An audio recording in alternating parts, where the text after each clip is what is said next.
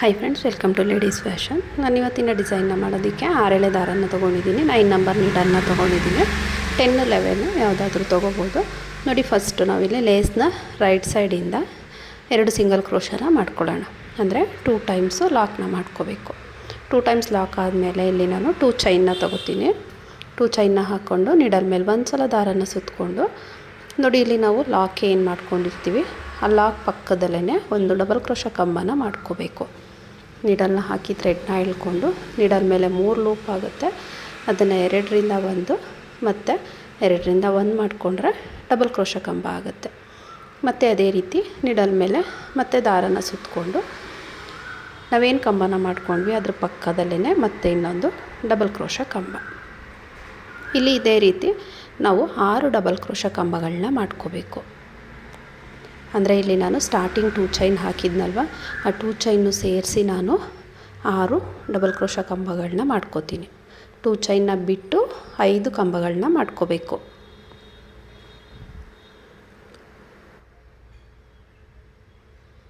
ನೋಡಿ, ಈ ರೀತಿಯಾಗಿ 2 ಚೈನ್ ಹಾಕಿರೋದನ್ನು ಸೇರಿಸಿ 6 ಕಂಬಗಳನ್ನ ಮಾಡ್ಕೋಬೇಕು. ಅಂದರೆ 2 ಚೈನು ಸೇರಿಸ್ಕೊಂಡ್ರೆ 6 ಕಂಬ ರೀತಿ ಬರುತ್ತೆ. ಇವಾಗ ಇಲ್ಲಿ ಥ್ರೆಡ್ನ ಮೇಲ್ ಮಾಡಿ ನಾನು ಒಂದು ರೌಂಡ್ ಬೀಡನ್ನ ತೊಗೋತೀನಿ. ಈ ರೌಂಡ್ ಬೀಡನ್ನ ನೋಡಿ ನಾವಿಲ್ಲಿ ಥ್ರೆಡ್ಗೆ ಇನ್ಸರ್ಟ್ ಮಾಡೋ ಹಾಗಿಲ್ಲ, ಡೈರೆಕ್ಟ್ ನಾನು ಇಲ್ಲಿ ಲಾಕ್ ಮಾಡ್ಕೋತೀನಿ. ನೋಡಿ, ಈ ಬೀಡ್ ಏನಿದೆ ಅದರೊಳಗಡೆ ನೀಡಲ್ನ ಹಾಕಿ ಈ ಥ್ರೆಡ್ನ ಎಳ್ಕೊಂಡು ಬೀಡನ್ನ ಲಾಕ್ ಮಾಡ್ಕೊಳ್ಳೋಣ. ಬೀಡನ್ನ ಲಾಕ್ ಮಾಡಿಕೊಂಡು ಇಲ್ಲಿ ನೋಡಿ ಈ ರೀತಿಯಾಗಿ ಲಾಕ್ ಮಾಡಿಕೊಂಡು ಥ್ರೆಡ್ನ ಮೇಲ್ ಮಾಡಿ ಮತ್ತು ಇವಾಗ ನಾನು ನೋಡಿ ಒಂದು ಸ್ಮಾಲ್ ಸೈಜ್ ಬೀಡನ್ನು ಇನ್ಸರ್ಟ್ ಮಾಡ್ಕೋತಾ ಇದ್ದೀನಿ. ಸ್ಮಾಲ್ ಸೈಜ್ ಬೀಡನ್ನು ಇನ್ಸರ್ಟ್ ಮಾಡಿ ನಾವು ಈ ರೌಂಡ್ ಬೀಡ್ ಏನಿರುತ್ತೆ ಅದಕ್ಕೆ ನಾವು ಡೈರೆಕ್ಟಾಗಿ ಬೀಡ್ ಲಾಕ್ ಮಾಡ್ಕೋಬೇಕು. ಅಂದರೆ ಸಿಂಗಲ್ ಕ್ರೋಶ ಮಾಡ್ಕೋಬೇಕು. ಸಿಂಗಲ್ ಕ್ರೋಶ ಆದಮೇಲೆ ಮತ್ತೆ ಥ್ರೆಡ್ನ ಮೇಲ್ ಮಾಡಿ ಇನ್ನೂ ಒಂದು ಬೀಡನ್ನ ಇನ್ಸರ್ಟ್ ಮಾಡ್ಕೋತೀನಿ. ಅದೇ ರೀತಿ ಬೀಡನ್ನ ಲಾಕ್ ಮಾಡೋ ಹಾಗಿಲ್ಲ, ಈ ರೌಂಡ್ ಬೀಡ್ ಏನಿರುತ್ತೆ ರಿಂಗ್ ಬೀಡು ಅದರೊಳಗಡೆ ಇದನ್ನು ಲಾಕ್ ಮಾಡ್ಕೋಬೇಕು. ನಾವಿಲ್ಲಿ ಇದೇ ರೀತಿ ನಮಗೆ ಈ ರೌಂಡ್ ಬೀಡ್ ಏನಿದೆ ಅಂದರೆ ರಿಂಗ್ ಬೀಡ್ ಏನಿದೆ ಇದು ಆಫ್ ಕಂಪ್ಲೀಟ್ ಆಗಬೇಕು. ಆ ರೀತಿ ನಾವು ಈ ಸ್ಮಾಲ್ ಸೈಜ್ ಬೀಡನ್ನು ಹಾಕ್ಕೊಂಡು ಲಾಕ್ ಮಾಡ್ತಾ ಹೋಗೋಣ. ರಿಂಗ್ ಬೀಡಲ್ಲಿ ನಮಗೆ ಆಫ್ ಕಂಪ್ಲೀಟ್ ಆಗಬೇಕು.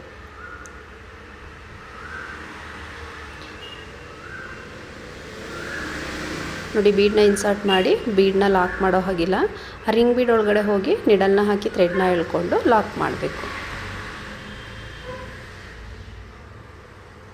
ನೋಡಿ, ಈ ರೀತಿಯಾಗಿ ನೋಡಿಕೊಂಡು ನಮಗೆ ಆ ರಿಂಗ್ ಬೀಡಲ್ಲಿ ಹಾಫ್ ಮೂನ್ ಅಂದರೆ ಹಾಫ್ ಕಂಪ್ಲೀಟ್ ಆಗಬೇಕು. ಆ ರೀತಿಯಾಗಿ ಬೀಡ್ಸ್ನ ಹಾಕೋಬೇಕು.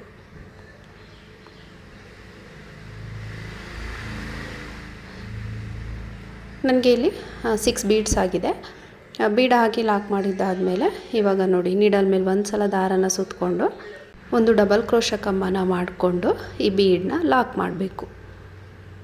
ನೀಟಾಗಿ ಅದು ಎಲ್ಲಿಗೆ ಬರುತ್ತೆ ಅಲ್ಲಿಗೆ ನೋಡಿಕೊಂಡು ಒಂದು ಕಂಬನ ಮಾಡ್ಕೋಬೇಕು. ಆವಾಗ ನಮಗೆ ಈ ರಿಂಗ್ ಬೀಡ್ ಏನಿದೆ ಅದು ಲಾಕ್ ಆಗುತ್ತೆ.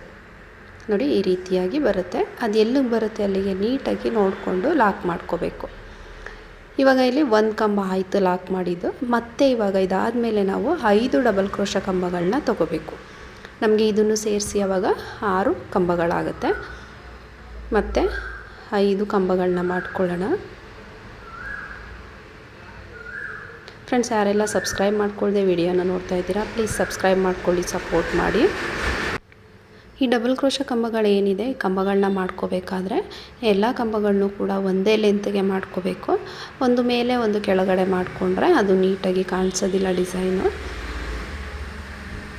ನೀವಿಲ್ಲಿ 6 ಕಂಬಗಳನ್ನೇ ತೊಗೋಬೇಕು ಅಂತ ಏನಿಲ್ಲ, ನಿಮಗೆ ಆ ಗ್ಯಾಪು ಎಷ್ಟು ಬೇಕು ಅಂತ ಅನಿಸುತ್ತೋ ಅಷ್ಟು ಮಾಡ್ಕೋಬೋದು. 8 ಅಥವಾ 10 ಎಷ್ಟಾದರೂ ಮಾಡ್ಕೋಬೋದು. ನೋಡಿ, ಇಲ್ಲಿ 6 ಕಂಬಗಳಾದಮೇಲೆ 3 ಚೈನ್ನ ಹಾಕೋತೀನಿ. 3 ಚೈನ್ನ ಹಾಕ್ಕೊಂಡು ಮತ್ತೆ ನೀಡಲ್ ಮೇಲೆ ಒಂದು ಸಲ ದಾರನ ಸುತ್ತಕೊಂಡು ನೋಡಿ ನೀಟಾಗಿ ಎಲ್ಲಿಗೆ ರೀಚ್ ಆಗುತ್ತೋ ಅಲ್ಲಿಗೆ ನೋಡಿಕೊಂಡು ಡಬಲ್ ಕ್ರೋಶ ಕಂಬನ ಮಾಡ್ಕೋಬೇಕು. ಈ ರೀತಿ ಮಾಡಬೇಕಾದ್ರೆ ಎಳೆದು ಎಲ್ಲ ಮಾಡಿಕೊಂಡಾಗ ನಮಗೆ ಸೀರೆ ಎಲ್ಲ ಸ್ಟ್ರಿಂಕ್ ಆಗುತ್ತೆ, ನೀಟಾಗಿ ಡಿಸೈನ್ ಅನ್ನೋದು ಬರೋದಿಲ್ಲ.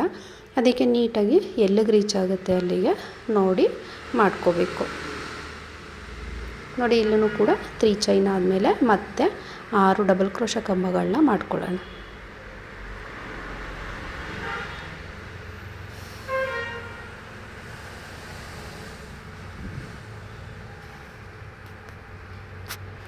ಈ ಕಂಬಗಳನ್ನ ತೊಗೊಳ್ಳೋದು ನಿಮ್ಮ ಇಷ್ಟ, ಎಷ್ಟಾದರೂ ತೊಗೋಬೋದು. ಅಂದರೆ ಇದು ಗ್ಯಾಪ್ ಜಾಸ್ತಿ ಬೇಕು ಅಂತ ಹೇಳಿದ್ರೆ ನೀವಿಲ್ಲಿ ಇನ್ನೂ ಜಾಸ್ತಿ ಕಂಬಗಳನ್ನ ಬೇಕಾದರೂ ಮಾಡ್ಕೋಬೋದು. ನಾನಿಲ್ಲಿ 6 ಕಂಬಗಳು ಸಾಕು ಅಂತ ಹೇಳಿ 6 ಕಂಬಗಳನ್ನ ಮಾಡ್ಕೋತಾ ಇದ್ದೀನಿ. ನೋಡಿ 6 ಕಂಬಗಳು ಕಂಪ್ಲೀಟ್ ಆದಮೇಲೆ ಥ್ರೆಡ್ನ ಮೇಲ್ ಮಾಡಿ ಇವಾಗ ಒಂದು ರೌಂಡ್ ಬೀಡನ್ನ ತೊಗೊಳ್ಳೋಣ, ಅಂದರೆ ರಿಂಗ್ ಬೀಡನ್ನ ಇವಾಗ ಲಾಕ್ ಮಾಡ್ಕೋಬೇಕು. ನೋಡಿ ಇವಾಗ ಡೈರೆಕ್ಟಾಗಿ ಲಾಕ್ ಮಾಡ್ಕೋಬೇಕು ಇದನ್ನು. ಆ ರಿಂಗ್ ಬೀಡ್ ಏನಿದೆ ಅದರೊಳಗಡೆ ನೀಡಲ್ನ ಹಾಕಿಬಿಟ್ಟು ಥ್ರೆಡ್ನ ಎಳ್ಕೊಂಡು ಲಾಕ್ ಮಾಡ್ಕೋಬೇಕು.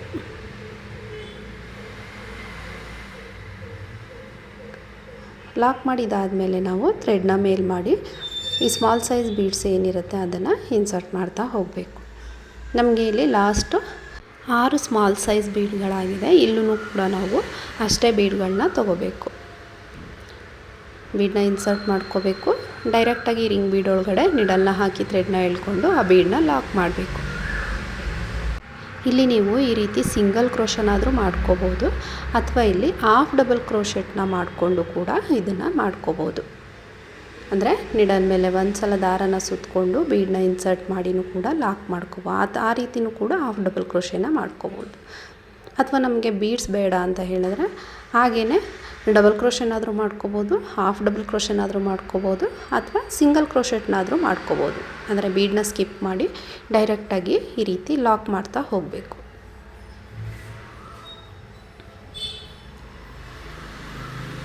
ನೋಡಿ ಇಲ್ಲಿ 6 ಬೀಡ್ಸ್ ಆದಮೇಲೆ ನಿಡಲ್ ಮೇಲೆ ಒಂದು ಸಲ ದಾರನ ಸುತ್ತಕೊಂಡು ಅದೆಲ್ಲಿಗೆ ಬರುತ್ತೆ ಅಲ್ಲಿಗೆ ನೋಡಿಕೊಂಡು ಲಾಕ್ ಮಾಡ್ಕೊಳ್ಳೋಣ. ಅಂದರೆ ಒಂದು ಡಬಲ್ ಕ್ರೋಶೆ ಕಂಬನ ಮಾಡಿಕೊಂಡು ಲಾಕ್ ಮಾಡ್ಕೋಬೇಕು. ನೀಡಲ್ನ ಹಾಕಿ ಥ್ರೆಡ್ನ ಎಳ್ಕೊಂಡು ನೀಡಲ್ ಮೇಲೆ 2 ಲೂಪ್ ಆಗುತ್ತೆ, 2ರಿಂದ 1 ಮತ್ತು 2ರಿಂದ 1. ನೋಡಿ ನೀಟಾಗಿ ಈ ರೀತಿ ಎಲ್ಲಿಗೆ ಬರುತ್ತೆ ಅಲ್ಲಿಗೆ ಲಾಕ್ ಮಾಡಿ. ನೋಡಿ ಅದೇ ರೀತಿ ಪಕ್ಕದಲ್ಲಿ 5 ಕಂಬಗಳನ್ನ ಮಾಡ್ಕೊಳ್ಳಿ. ನೋಡಿ ನಾನಿಲ್ಲಿ ಮತ್ತೆ 5 ಕಂಬ ಅಂದರೆ ಲಾಕನ್ನು ಸೇರಿಸಿ 6 ಕಂಬನ ಮಾಡಿಕೊಂಡು ಕಂಪ್ಲೀಟ್ ಮಾಡ್ಕೊಂಡಿದ್ದೀನಿ. ಕಂಪ್ಲೀಟ್ ಆದಮೇಲೆ 3 ಚೈನ್ನ ಹಾಕ್ಕೊಂಡು ನೀಡಲ್ ಮೇಲೆ ಒಂದು ಸಲ ದಾರನ ಸುತ್ತಕೊಂಡು ಮತ್ತೆ 6 ಡಬಲ್ ಕ್ರೋಶ ಕಂಬಗಳನ್ನ ತೊಗೊಳ್ಳೋಣ.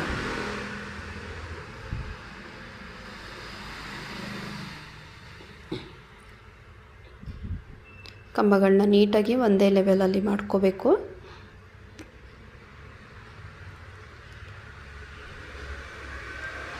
ತ್ರೀ ಚೈನ್ ಆದಮೇಲೆ ಮತ್ತೆ 6 ಡಬಲ್ ಕ್ರೋಶ ಕಂಬ.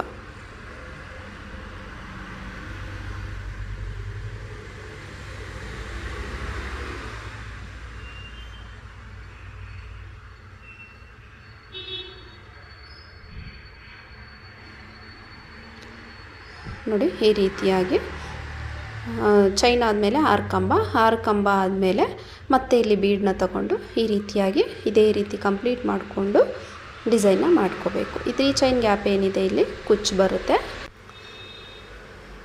ನೋಡಿ ನಾನಿಲ್ಲಿ ಕುಚ್ಚನ್ನು ಕಟ್ಟಿದ್ದೀನಿ. ಇಲ್ಲಿ ನಾನು ಹೆಂಡಿಂಗಲ್ಲಿ ನೋಡಿ ಈ ರೀತಿಯಾಗಿ 6 ಕಂಬಗಳನ್ನ ತೊಗೊಂಡು 2 ಚೈನ್ನ ಹಾಕಿ ಥ್ರೆಡ್ನ ಕಟ್ ಮಾಡ್ಕೊಂಡಿದ್ದೀನಿ. ಈ ರೀತಿಯಾಗಿ ಎಂಡ್ ಮಾಡಿದ್ದೀನಿ. ಈ ಥ್ರೆಡ್ ಏನಿದೆ ಕಟ್ ಮಾಡಿರೋದು ಇದನ್ನು ಬ್ಯಾಕ್ ಸೈಡ್ಗೆ ಪೇಸ್ಟ್ ಮಾಡಿಕೊಂಡ್ರೆ ಫಿನಿಶಿಂಗ್ ನೀಟಾಗಿ ಬರುತ್ತೆ. ನೋಡಿ ನಾನು ಕುಚ್ಚನ್ನು ಕಟ್ಟೋದಕ್ಕೆ 120 ಸ್ಟ್ಯಾಂಡ್ಸ್ ಥ್ರೆಡನ್ನು ತೊಗೊಂಡು ಕುಚ್ಚನ್ನು ಕಟ್ಟಿದ್ದೀನಿ. ಕಂಪ್ಲೀಟ್ ಆದಮೇಲೆ ಈ ರೀತಿಯಾಗಿ ಕಾಣಿಸ್ತಿದೆ ಫೈನಲ್ ಲುಕ್ಕು. ಡಿಸೈನ್ ಇಷ್ಟ ಆದರೆ ಪ್ಲೀಸ್ ಒಂದು ಲೈಕ್ ಮಾಡಿ, ಸಬ್ಸ್ಕ್ರೈಬ್ ಮಾಡಿಕೊಡಿ.